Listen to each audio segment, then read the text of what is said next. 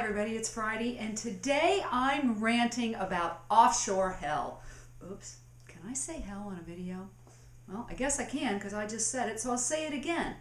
I have been in offshore hell with one of my vendors lately.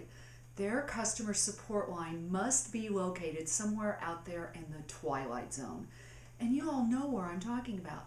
That's the place where reading some inane script that has nothing to do with solving my problem is their most important factor. In this case, I've had trouble with my new service provider for internet, cable, and my telephones. As many of you may know, I've had a little bit of issue getting things in line as I installed. And then everything started to work, but then suddenly I started losing calls, I lost my internet connection, I lost my television connection. So I called customer support. That is a farce, if there ever was one, for what this is called.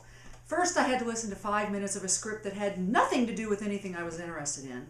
And then when I finally got the chance to describe my problem, they told me they'd check and run a line check, and they came right back and told me I didn't have a problem, that everything was just fine, and I must be mistaken. Well, it took me 10 minutes of trying to cajole them to get them to understand that I was having problems, and I got nowhere. So finally, I hung up. I contacted their customer care support team on Twitter, and within 5 minutes, they came back and told me that they'd done a line check, and in fact, I had a huge digital problem. So they got a tech support rep out to my house, toot sweet. This guy was so wonderful. He did one test on my line, looked at me and said, "This thing, there's no way this works. You can't have any kind of download speed."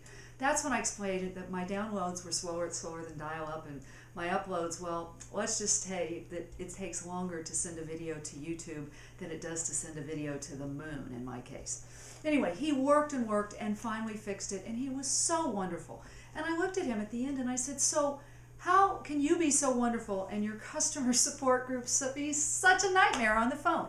And he just looked at me and rolled his eyes and said, "You know what, we all talk about that because we have to be twice as good in the field to make up for that offshore nightmare." You know, that is a mistake.